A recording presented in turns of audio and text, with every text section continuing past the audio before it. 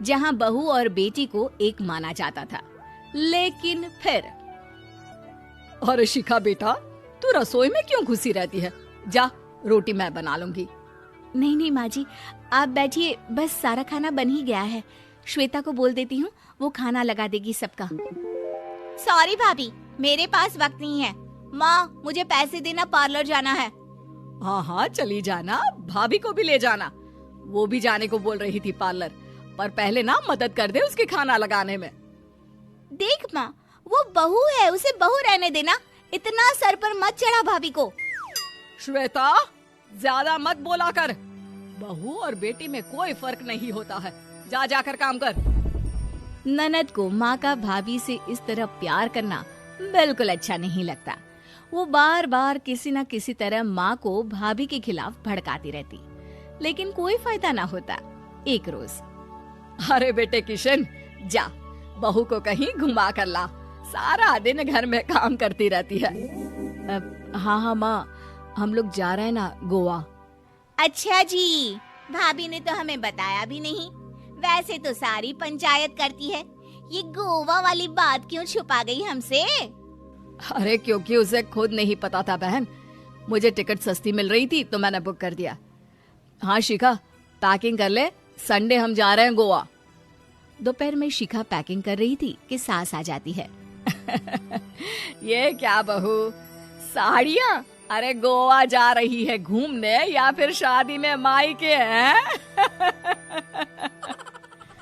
माँ जी, ऐसा कुछ है ही नहीं, समझ में नहीं आ रहा क्या रखूं कपड़े में। अरे तेरी और श्वेता की साइज तो एक ही है। उसके कुछ मॉडर्न कपड़े ले ले, आकर लौटा देना। हाँ माँ जी, ये ठीक रहेगा। शिखा श्वेता के पास जाती है और उससे कपड़े मांगती है। ना जी ना, मैं अपने कपड़े ना दूं। वैसे भी फैल जाएंगे मेरे कपड़े, बहुत महंगे वाले हैं। शिखा मुंह लटकाकर कमरे में आ जाती है तो सास कहती है, चल तैयार हो जा, तुझे मैं शॉपिंग करा कर लाती हूँ गोवा की। बस फिर क्या था, सास बहू निकल जाते हैं मार्केट और एक से बढ़कर एक ड्रेस खरीद कर घर आते हैं। पहले बता देती कि नए कपड़े दिलाने वाली है भाभी को, तो मैं अपने ही दे देती ना भाभी को, मुझे दिला देती नए कपड़े। देख श्वेता, परिवार का मतलब सबके साथ रहना होता है, ना कि सिर्फ अपना सोचना। वैसे भी तुझे अच्छे संस्कार सीखने चाहिए। और रही बात कपड़ों की, तो शिखा, आज से घर पर भी तू मॉडर्न कपड़े ही पहनेगी। कोई जरूरत नहीं है ये साड़ी वाड़ी लपेटने की। अब क्या था, घर पर श्वेता और शिखा एक जैसे रहते। एक बार पड़ोसन आती है। अरे बेटा, अपनी माँ को तो बुलाना जरा, बात करनी है। शिखा सास को बताती है और रसोई में चली जाती है। ये आपकी बेटी बहुत बड़ी हो गई है, इसके लिए एक रिश्ता है, कहो तो बता दूं। ये बेटी नहीं बहू है, घर में सब एक जैसा ही रहता है। वैसे मेरी बेटी भी बड़ी हो गई है, कोई रिश्ता हो तो जरूर बताना। पड़ोसन रिश्ता लेकर उन लोगों के घर आती है। तब श्वेता की होने वाली सास कहती है, तो ये घर है, कितने मंजिल का है? और ये बहू ने आपकी क्या पहन रखा है, जीन्स टॉप? अरे भाई, साड़ी वाड़ी नहीं है क्या इसके पास? देखिए, सर्दी है तो साड़ी में बहू कैसे मैनेज करती, वैसे पहनती है साड़ी भी। देखिए, हम लोग ठहरे पैसे वाले लोग, कोई कमी नहीं है हम लोगों के पास पैसों की, बहुत पैसे हैं, जमीन, नौकर चाकर, कार, सब कुछ है। लेकिन घर में संस्कारी बहू चाहिए, समझ रही हैं ना आप? सास कुछ कहती कि श्वेता बोल पड़ती है, हाय रे, नौकर चाकर से लेकर जमीन, कार, पैसा, हाँ हाँ, मुझे रिश्ता मंजूर है, मंजूर है मुझे। अरे रुक जा श्वेता, मैं बात कर रही हूँ ना। देखिए, हम लोगों के घर इतनी आजादी नहीं मिलेगी। अरे हाँ कर देना माँ, हाँ कर दे जल्दी से। सास क्या करती, बेटी की शादी ऐसे घर में कर देती है जहाँ ना उनके विचार मिलते हैं और ना ही आचार। शादी के बाद एक रोज फोन पर, श्वेता बेटा, एक बार घर आ जा, बहुत दिल करता है तुझे देखने का। माँ, वो घर पर बहुत काम होता है, कैसे आऊँ? बड़ा घर है, लेकिन आने जाने वालों की लाइन ही लगी रहती है। बेटा, मैं तो जानती थी उस घर का हाल, लेकिन तू ही नहीं मान रही थी। माँ देख, हर घर का यही हाल है।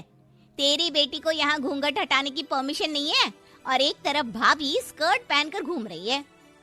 बेटा मुझे क्या पता था कि मेरी बेटी को ससुराल के नाम पर पिंजरा मिल जाएगा। अच्छा माँ, फोन रखती हूँ, सास को गर्मा गर्म रोटी खिलानी है। तुम लोगों की तरह नहीं कि एक रोटी बनाओ, एक सब्जी बनाओ, फिर सारा दिन फ्री होकर घूमो। सास फोन तो रख देती है, लेकिन सोच में पड़ जाती है कि एक तरफ बेटी जिसे कोई आजादी नहीं, वहीं दूसरी तरफ बहू जिसे देखकर लगता ही नहीं कि उसकी शादी भी हुई है। अगले रोज। शिखा, अरे ओ शिखा। हाँ माँ, क्या हुआ? कुछ चाहिए आपको? मैं जिम जा रही थी। जिम के कपड़ों में बहू को देखकर सास को घूंघट में अपनी बेटी का ख्याल आता है। देख बहू, घर में बहू की तरह रहा कर। इतने टाइट कपड़े पहनकर जिम जाना पसंद नहीं मुझे। जा जाकर रोटी बना। रोटी? माँ अभी तो शाम की 6 बजे हैं, इस वक्त रोटी? अब क्या मेरे खाने पीने पर भी पहरा है? अरे जब मर्जी तब मैं अपने घर में खा भी नहीं सकती क्या? बहू को अजीब लगता है।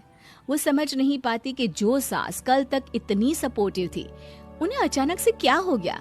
वो किचन में जाती है, गरम रोटी के साथ 2 तरह की सब्जी, रायता, सलाद सब लेकर सास के पास आती है।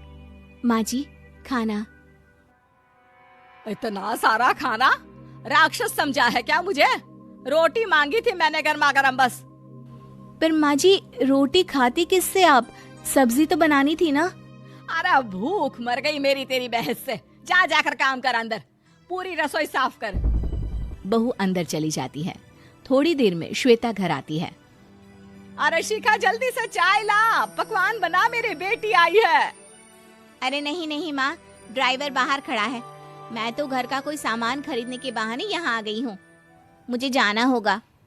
अरे बेटा, पर कितने दिनों बाद देख रही हूँ तुझे। रहने आ जाना 2-4 दिन के लिए। आ जाऊंगी माँ, जब मेरी सास मरेगी तब। मैं तो रोज मन्नत मानती हूँ कि मेरी सास मर जाए तो अच्छा है। अच्छा चल, जा रही हूँ माँ। हे भगवान, कैसे कैसे दिन देखने पड़ रहे हैं मेरी बेटी को। सास अंदर जाती है, जहाँ श्वेता की जिम वाली सहेली का फोन आया होता है। क्या बात है, आज जिम नहीं आई? अरे पता नहीं यार, आज माँ को क्या हो गया अचानक। पर खैर कोई नहीं, लगता नहीं कि मैं अब जिम आ पाऊंगी। शिखा स्पीकर पर बात कर रही थी, जिसे सास सुन रही थी। यार ये सास ना होती ही ऐसी है। मैं तो कहती हूँ बुढ़िया जल्दी मरे और तू आराम से जिए। शिखा को सहेली की बात पर गुस्सा आ जाता है। माँ के मरने की कौन सा बच्चा दुआ मांगता है मोहिनी? आगे से ऐसी बात मेरे सामने मत करना। हमारे घर की शोभा ही माँ है। क्या हुआ जो थोड़ी सख्ती दिखा रही है? उसमें भी कोई ना कोई उनकी भलाई ही होगी। मैं तो कहती हूँ भगवान मेरे जैसी सास सबको दे, जो सिर्फ माँ की तरह है। सास वाली तो कोई बात ही नहीं है उनमें। सास ये बात सुन रही थी। उनकी आंख में आंसू आ जाते हैं कि क्यों वो बेटे की किस्मत में बहू को भी भागीदार बना रही थी। शिखा, अरे ओ शिखा, क्या